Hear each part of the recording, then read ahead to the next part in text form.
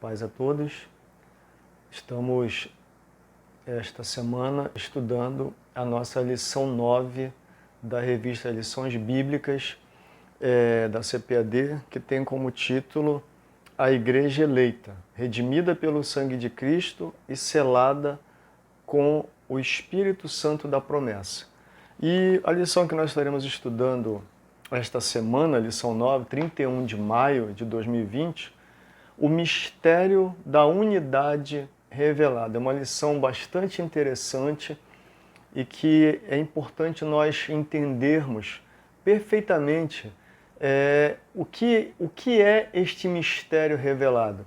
Mas antes de eu entrar na lição, eu quero, como professor de escola dominical que sou desde os meus 15 anos, eu quero apresentar a você dois materiais da CPAD, que fique claro, eu não estou ganhando absolutamente nada com isso, eu não vou nem botar link aqui, você pode ir diretamente no site da CPAD. Eu vou te apresentar dois materiais que são muito importantes na preparação da tua aula, quando você estiver ali dedicando-se ao estudo da Palavra de Deus para melhor ministrar aos teus alunos. Todas as vezes que você vai iniciar um novo trimestre, a CPAD ela disponibiliza para nós a revista da Escola Dominical, o livro de apoio, que é esse aqui, desse trimestre. É um material que aprofunda mais o ensinamento da lição, né? Então ela aprofunda mais, é do mesmo autor da revista, geralmente é o mesmo autor. Esse trimestre então, é o pastor que está apresentando a lição, Douglas Batista, e ele mesmo preparou esse livro como subsídio para a nossa revista Lições Bíblicas. E o segundo livro, que eu acho interessante, na verdade não é um livro, é uma revista, O Ensinador Cristão. É muito interessante você ter acesso. Aqui nós temos um subsídio que é bem sucinto. Para cada lição você tem um subsídio. Esse aqui é um resumo da lição, com orientações como é que você deve preparar a tua aula, qual a aplicação que você deve dar. Então, são dois materiais que, como professor, você não deveria deixar de ter. Fica aqui a dica para você. Muito bem. Então, nós partimos para o estudo da lição 9, o mistério da unidade revelado. Texto áureo, o qual, noutros séculos, não foi manifestado aos filhos dos homens, como agora tem sido revelado pelo Espírito aos seus santos, apóstolos e profetas. Efésios 3:5, a verdade prática. Deus revelou o mistério que esteve oculto desde todos os séculos aos profetas e aos apóstolos do Novo Testamento. E no texto de leitura bíblica em classe, Efésios 3, de 1 a 13, eu vou ler apenas 4 versículos para você. O versículo 5, o qual noutros séculos não foi manifestado aos filhos dos homens, mas agora, como tem sido revelado pelo Espírito, aos seus santos apóstolos e profetas, a saber que os gentios são co-herdeiros e de um mesmo corpo e participantes da promessa em Cristo pelo Evangelho. E o verso 9 diz o seguinte: e demonstrar a todos qual seja a dispensação do mistério, que desde os séculos esteve oculta em Deus. E o verso 10, pela igreja, a multiforme sabedoria de Deus seja conhecida dos principados e potestades dos céus, segundo o eterno propósito que fez em Cristo nosso Senhor. Então, esta é a lição bíblica em classe, apenas alguns textos, e aí nós partimos para a introdução. Na introdução tem os 3 como, que nós devemos estudar na lição. Como esse mistério esteve oculto nas eras passadas, como o mistério foi revelado na nova aliança e como ele foi pré-estabelecido por Deus na eternidade. Então, nós partimos para o tópico 1, Os gentios ignoravam. Os judeus pensavam ser os únicos beneficiários das promessas, né? E o tópico 1.1, o conceito bíblico de mistério. Ponto 2, o desconhecimento do mistério. Ponto 3, o mistério e os profetas da antiga aliança.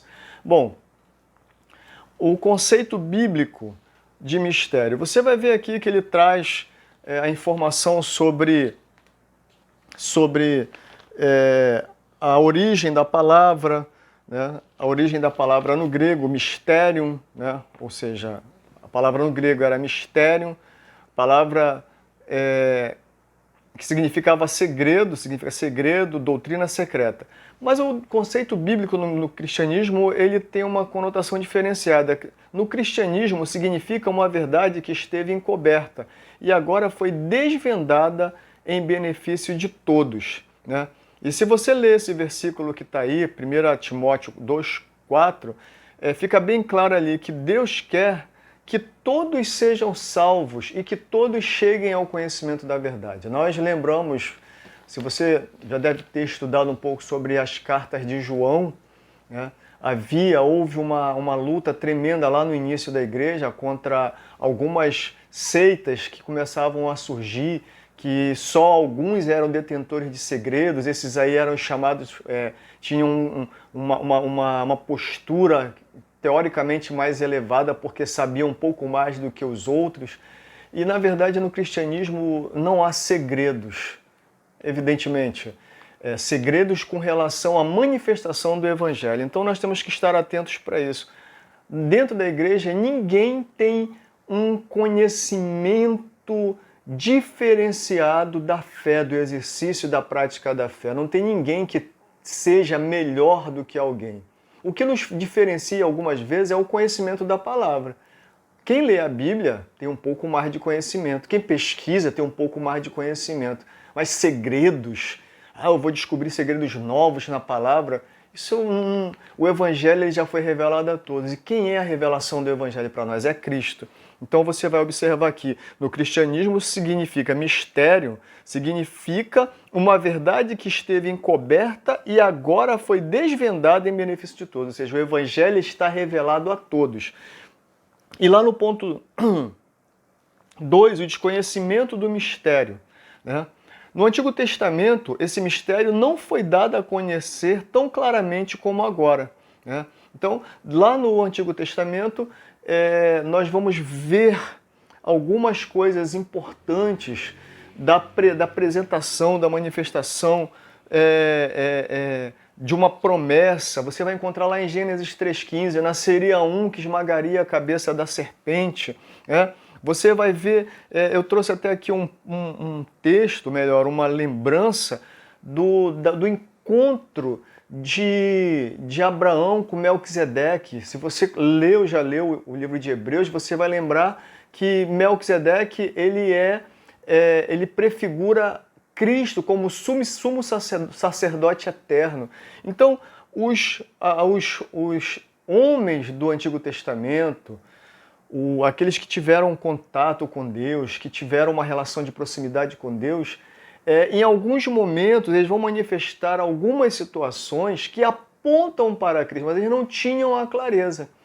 Fato é que os judeus eles se viam detentores únicos do conhecimento de Deus, né?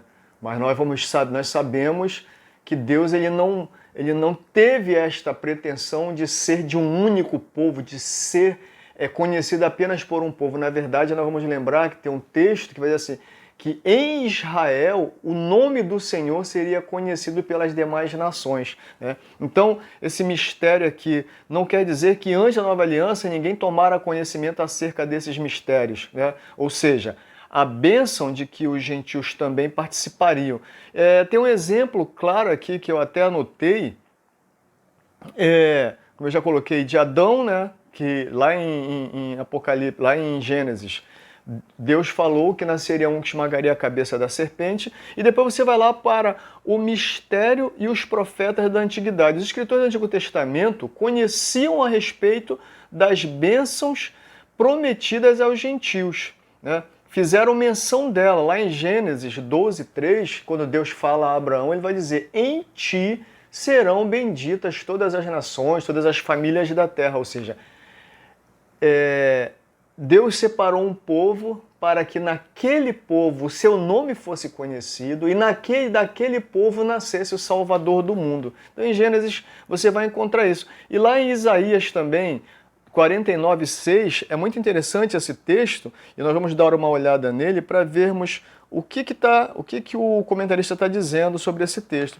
Disse mais: pouco é que sejas o meu servo para restaurares as tribos de Jacó e tornares a trazer os guardas de Israel. Também te dei para a luz dos gentios, para seres a minha salvação até a extremidade da terra. Então você percebe que lá no Antigo Testamento havia a promessa de que os gentios seriam agraciados. Ou seja, quando Deus criou os céus e a terra e criou o homem, ele não criou o povo de Israel.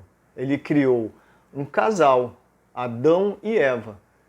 E nós somos descendência de Adão de forma carnal e agora de forma espiritual do novo Adão, que é Cristo, né? Que é restaurado, aquele que nos vai dar, nos garante o encontro e a proximidade com Deus. Então, tem outro texto também que eu anotei, que não está na sua revista, você pode anotar, Jonas 4:11.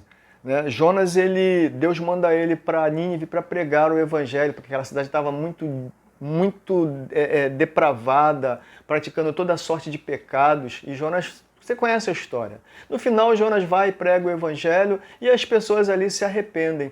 Né? E aí Jonas fica chateado com Deus. Se era para isso, por que tu me mandaste para cá? Né? E Deus vai dizer para ele: poxa, se você se importou com uma boboreira, não me importaria eu com homens que não sabem discernir entre a mão direita e a mão esquerda. Então você percebe que Deus não estava preocupado em ser exclusivo de Israel. É o que eu tenho falado. Sempre que alguém se voltou para Deus com sinceridade, com fidelidade de alma, você vai encontrar lá em Romanos que a natureza, ela manifesta a glória de Deus. E sempre que alguém reconheceu um autor de toda a natureza, tenho certeza que Deus se manifestou e se manifesta hoje àqueles que o buscam. Né? A palavra fala de um texto que fala que aqueles que me buscam pelas madrugadas me acharão. Né? Muito interessante esse texto que está na palavra de Deus. Muito bem. O que não sabiam, no tópico 1.3 ainda, né? O mistério e os profetas da antiga aliança. O que eles não sabiam? Não sabiam era como a manifestação, o mistério de Deus aconteceria. Não sabiam que seriam rompidas, as barreiras religiosas e raciais seriam rompidas por meio de Cristo. Que judeus e gentios seriam um só povo, integrante de um mesmo corpo. E aí você vai encontrar qual é o mistério oculto. É a igreja. De dois povos, Deus vai criar um novo povo que será reconhecido através da igreja. Quem são esses que são reconhecidos através da igreja? Todos aqueles que fazem parte da família de Deus, que se voltam para Deus. Então está lá em Efésios 3, 6 e 10. Vamos ver o que diz Efésios 3, 6 e 10. Diz o seguinte: a saber que os gentios são co-herdeiros e de um mesmo corpo e participantes da promessa em Cristo pelo Evangelho. Ou seja, nós estudamos nas lições anteriores, primeiro, que havia uma barreira que não nos dava acesso a Deus. Depois nós vamos ver que Jesus Cristo ele vem e derruba aquela barreira. E aí nós temos acesso a Deus. E agora nós estamos aprendendo aqui que o mistério oculto de Deus em Cristo era a igreja. Cristo é a cabeça da igreja. Mas o mistério que desde os tempos eternos foi manifesto é exatamente a igreja, da qual de dois povos Deus faria um povo, e este povo é que está sendo preparado para ser levado às mansões celestiais. Então, você viu o verso 10 diz que agora, pela igreja, a multiforme sabedoria de Deus seja conhecida dos principados e potestades nos céus, agora pela igreja. Ou seja, nós temos a responsabilidade hoje de trazer ao conhecimento as pessoas que não conhecem, de que as pessoas pela igreja, através de Jesus Cristo, elas encontrarão a reconciliação e uma nova vida com Deus. Então nós passamos para o tópico 2, o mistério revelado no Novo Testamento. O plano divino oculto quanto à Igreja de Cristo é a ênfase paulina acerca do mistério revelado aos profetas, aos apóstolos e aos profetas. Revelado aos apóstolos e aos profetas, ponto 1. O ponto 2, o mistério oculto revelado. E o ponto 3, a magnitude do mistério. Muito bem. Revelado aos apóstolos e profetas. Ao fazer a abertura do capítulo 3 de Efésios, Paulo destaca a sua condição de prisioneiro. É muito interessante você fazer um retorno ao livro de Atos, capítulo 21, versos 28 e seguinte. Por que Paulo estava preso? Se eu bem me lembro, né? Paulo estava preso porque supostamente teria permitido que um gentil adentrasse ao templo de Jerusalém, né? Teria sido Trófimo de Éfeso. Lá em Atos 21, você pode depois fazer uma leitura no texto, Atos 21, 28. Então, por conta disso, houve aquele tumulto em Jerusalém, Paulo acabou sendo preso, e Paulo era prisioneiro por amor a Cristo. Se você conhece a história de Paulo, você vai observar que Paulo, quando foi chamado por Cristo lá no caminho de Damasco, ele foi completamente transformado. E as finalidades para as quais ele foi chamado eram exatamente essas: pregar aos gentios, aos reis e também aos judeus. Mas quando o Espírito Santo fala a Matias ali, né, que foi aquele que foi convidado a ir orar por Paulo para que ele voltasse a enxergar e recebesse o batismo, o Espírito vai dizer para ele, ele me é muito importante e ele saberá o quanto lhe importa sofrer pelo meu evangelho, né? Então, você pode ver esse texto lá em Atos. Então, quando Paulo ele está falando aqui para os irmãos sobre as suas prisões, lá no verso 13, ele vai dizer exatamente isso. Ele vai dizer o seguinte: portanto, eu vos peço que não desfaleçais nas minhas tribulações por vós, que são a vossa glória. Ou seja, ele vai dizer para eles: olha, eu estou preso, não é porque eu pratiquei algum crime, alguma coisa que desabonasse a minha moral, né? Mas eu estou preso por amor a Cristo, eu estou preso por amor de vós, que são gentios convertidos, gentios efésios convertidos, né? Essa é a visão de Paulo. Ele não está importando-se com o que vai acontecer com ele. Ele está preocupado em que a vida dos efésios esteja conforme aquilo que Deus espera dos seus filhos, que aliás espera de nós hoje. Então nós vamos ver ainda no tópico 2.1, lá embaixo, diz o seguinte: a chamada à doutrina e à comissão lhe foram divinamente confiadas pela revelação do Evangelho de Cristo. Gálatas 1,12 diz o seguinte, Gálatas 1,12.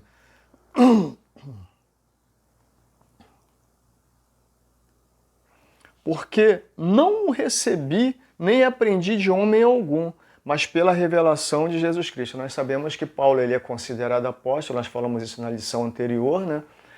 Que Paulo foi comissionado diretamente por Jesus. Então ele vai dizer, olha, o evangelho que eu recebi, eu não sentei em um banco de escola, nós hoje estudamos teologia, né? Eu, por exemplo, tenho formação teológica, fiz um bacharelado há alguns anos, e então nós sentamos em bancos para aprender, mas Paulo ele foi comissionado por Deus, por Cristo. Cristo o chamou, Cristo o comissionou. É evidente que ele já conhecia profundamente a lei, né, dos seus antepassados, e ele foi só fazendo aquelas adaptações para entender o que a lei apontava falava em relação a Cristo.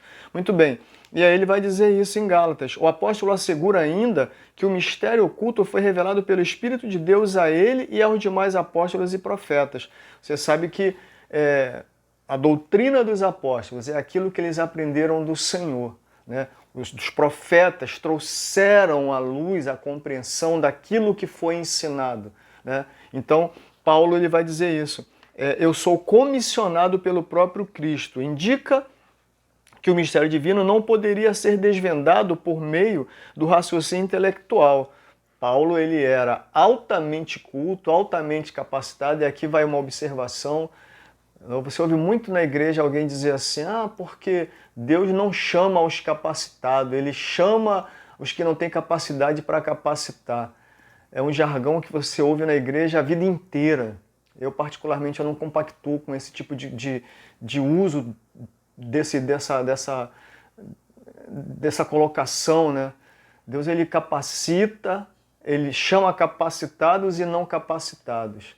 E aqueles que têm alguma capacidade, ele aperfeiçoa a capacidade. Aqueles que não têm e que se dedicam, ele capacita, ele faz com que eles alcancem grandes feitos.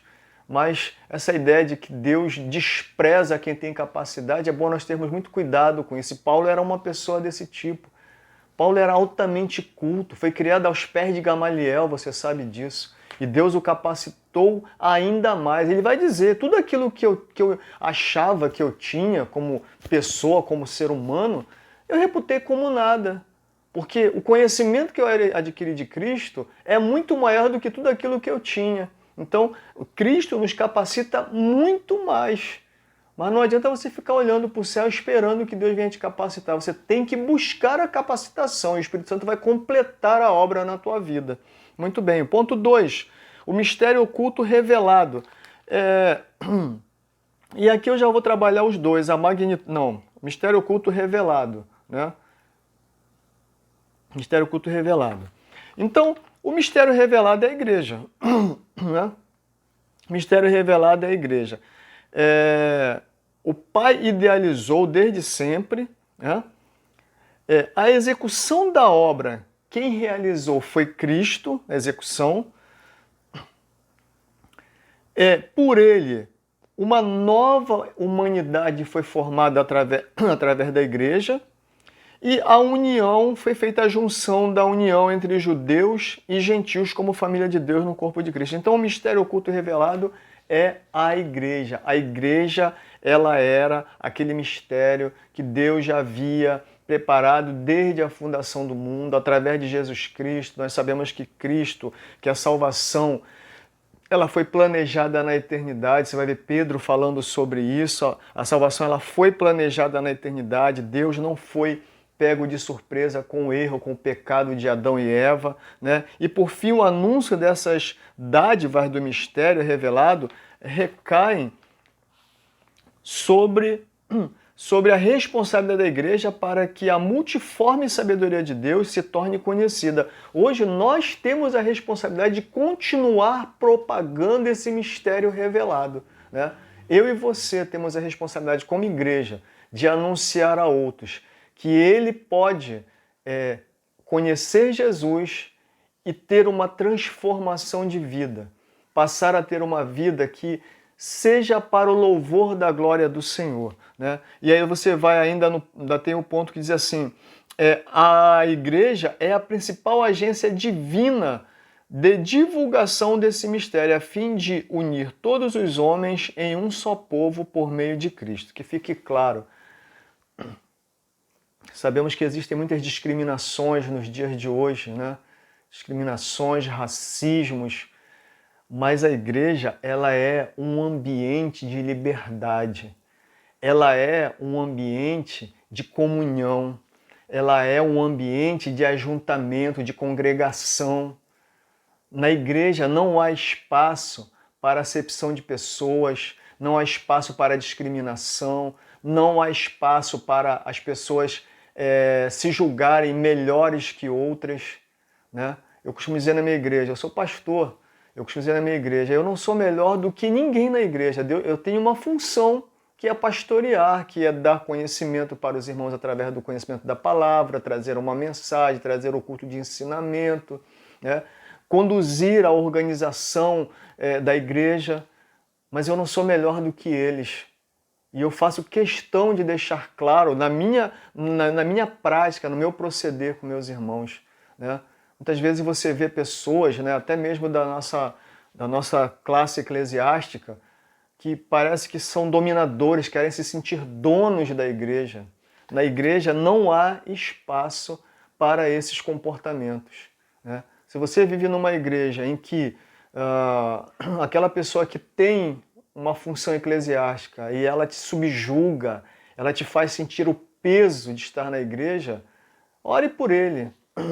Ore por essa pessoa para que Deus transforme o coração. Eu não vou dizer para você se insurgir, para você se rebelar, porque aí você vai estar pecando contra Deus. Eu sempre trago o caso de Davi. Alguns até pegam esse texto para se julgarem no direito de fazer o que querem na igreja, né? Não toqueis no ungido do Senhor. Mas Davi, ele tinha um coração exatamente assim. Ele fala, foi Deus que colocou, é Deus que vai tirar. Não sou eu que vou tirar, não sou eu que vou tomar as decisões. Então, para ficar claro, a igreja é a principal agência divina de divulgação do mistério, a fim de unir todos os homens em um só povo por meio de Cristo. E a magnitude, né, a grandeza e a dimensão desse mistério. Em Cristo e por Cristo, todos são um e participantes da mesma promessa, né? Nós fazemos parte do corpo de Cristo, da igreja, que é o corpo cuja cabeça é Cristo, né? Alguns líderes da igreja primitiva demoraram a entender esse mistério, onde todos são aceitos em Cristo. Você vai lembrar que quando Pedro ele esteve na casa de Cornélio, né, aquilo causou um alvoroço na igreja. Ele teve que vir justificar-se, né? Ele disse, olha, se Cristo me fez ver, eu tive uma visão, né? O Senhor, você conhece a história, está lá em Atos, né? Um lençol baixou e ali tinha de tudo coisas que nós judeus não podemos fazer uso. E Deus disse, não torne imundo aquilo que o Senhor santificou, né? E logo em seguida aquelas pessoas vieram por ordem de Cornélio para que Pedro fosse levado lá e pregasse o evangelho para eles. Então, você vai ver que até a igreja, e quem conhece a história da igreja sabe que essa situação ela se aprofundou muito na cultura judaica, e nós sabemos que até hoje ainda existe, né, uma resistência muito grande por parte dos judeus, a história conta isso, quem conhece a escatologia bíblica sabe que haverá um tempo que eles vão reconhecer, que a nação reconhecerá Jesus Cristo como seu Messias. Essa coisa ainda não está resolvida, espiritualmente já foi resolvida, mas na prática ainda existem dificuldades, isso será resolvido lá no futuro, né? Quem conhece a escatologia bíblica sabe do que eu estou falando, mas o fato é que Cristo, ele veio para quebrar essa divisão que existia, e a igreja é o local aonde esta divisão ela não mais existente, né? Não mais existente. Muito bem. E aí nós caminhamos para o tópico 3. O mistério pré-estabelecido por Deus. As riquezas insondáveis, né, ou incompreensíveis de Cristo. O eterno propósito de Cristo e o plano divinamente pré-estabelecido. Então, as riquezas insondáveis. Para o apóstolo Paulo, compartilhar com os povos essas boas novas era algo imensurável. A mensagem da qual ele fora incumbido consistia em ministrar a todos a perfeição e a preciosidade do mistério que estava oculto, né? E aí eu coloquei, você pode ler depois na sua Bíblia, Atos 9,15, que fala da finalidade para a qual Paulo foi chamado. Vamos dar uma lida nesse texto, Atos 9,15. Por que Paulo foi chamado para ser o apóstolo dos gentios? Essa foi a principal razão de Paulo ter sido chamado. Atos 9,15. Diz o seguinte, vamos lá.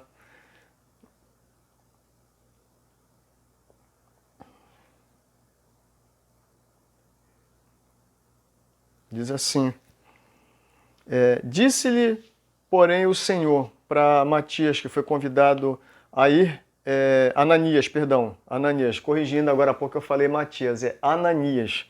Ananias foi chamado por Deus para ir a Paulo, né? Então, ele faz uma justificativa, ele fica com receio de ir, mas o Senhor diz para ele, vai porque este é para mim um vaso escolhido para levar o meu nome diante dos gentios e dos reis e dos filhos de Israel, né? E eu lhe mostrarei o quanto deve padecer pelo meu nome. Então, para quem Paulo foi chamado? Para os gentios, para os reis e para os filhos de Israel. E ele também saberia o quanto ele deveria padecer pelo nome de Cristo. Então você vai ver aqui, nesse ponto, que Paulo ele compartilha essas novas imensuráveis, insondáveis, né, incompreensíveis. Né? Essas riquezas de Deus, são riquezas que não têm preço. Quem conhece a palavra de Deus, quem se dedica a estudar o trajeto, a trajetória de Jesus na Terra, sabe que conhecer as riquezas celestiais já não tem preço. Né? Tudo nessa vida perde valor quando você descobre a grandeza das coisas espirituais. A tua vida ela passa a ter um equilíbrio, ela passa a ter calma, tranquilidade. Na maior aflição que você esteja, o teu ser ele consegue se manter em equilíbrio. Isso é muito agradável. Muito bem. E aí, nós vemos aqui a mensagem da qual ele fora incumbido consistia em ministrar a todos a perfeição da preciosidade do mistério que esteve oculto. Né? E aí você vê aqui também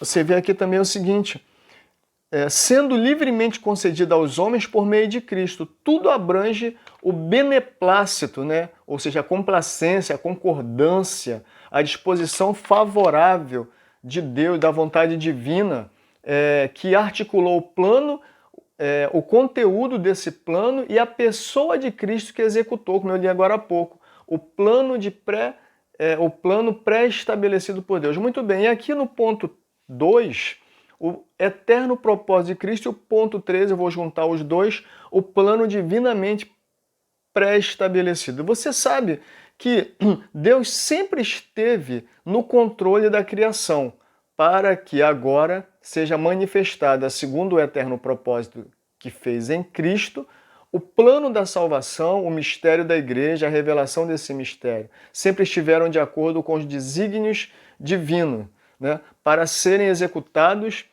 por intermédio de Cristo. Deus não foi apanhado de surpresa, ele sempre esteve no controle e já tinha um plano de salvação pré-estabelecido. Por trás de todo evento da história existe um propósito eterno em andamento. Deus é soberano, controla todas as eras, tempos e circunstâncias. Então, o eterno propósito em Cristo, Deus já havia preparado a nossa salvação, né? Ele já havia preparado, tudo já estava devidamente preparado. Nós vamos ver aqui em 1 Pedro 1,20 exatamente essa percepção de que Deus já tinha tudo planejado para pôr em prática tão logo ele chegasse o momento certo. Então, 1 Pedro 1,20, o qual, na verdade, em outro tempo, foi conhecido ainda antes da fundação do mundo, mas manifestado nestes últimos tempos por amor de vós. Ou seja, Cristo já era manifestado antes da fundação do mundo, seu propósito, o propósito de salvar a igreja. Como eu disse lá no Gênesis 3,15, Deus já havia determinado, demonstrado, né, o que aconteceria e ainda vai fazer a promessa, nascerá um que esmagará a cabeça da serpente. Então, ele não foi apanhado de surpresa. Deus, ele controla todas as eras, nós sabemos disso. Tudo está sob o controle de Deus. O plano já estava todo idealizado, todo preparado e na plenitude dos tempos, através de Jesus Cristo, vindo ao mundo, entregando a sua vida por nós, ele nos resgatou da morte e nos apresenta a Deus como filhos seus, filhos por adoção, que temos direitos e aguardamos o momento da nossa redenção. Para concluir, você vai ver ainda que em Efésios 2,18, por Cristo nos foi concedido o acesso ao Pai. E para conclusão, o mistério da igreja esteve oculto nas gerações passadas, no tempo estipulado, Deus revelou o seu eterno propósito aos apóstolos e aos profetas. Judeus e gentios estavam inseridos nesse mistério idealizado por Deus. Então, de tudo que aconteceu, da queda no Éden até o momento que Jesus vem à Terra, o primeiro Adão nos levou à morte, o segundo Adão nos trouxe a vida, né? Tudo já estava planejado. Isso serve de um alerta para nós. A nossa vida ela não pode ser feita, não pode ser vivida de maneira improvisada, né? Nós temos que planejar a nossa vida, buscar viver bem. O crente ele deve olhar para os ensinamentos do Senhor e aplicar a sua vida. Então você deve fazer isso. Que Deus abençoe a tua vida e que esta lição ela edifique a sua vida, o seu ser, e que Deus te abençoe e te dê aí graça para que você possa compreender os mistérios que agora para nós não são mais ocultos, porque nós fazemos parte daquele mistério que era oculto, porque agora nós somos a igreja de Cristo. Deus te abençoe.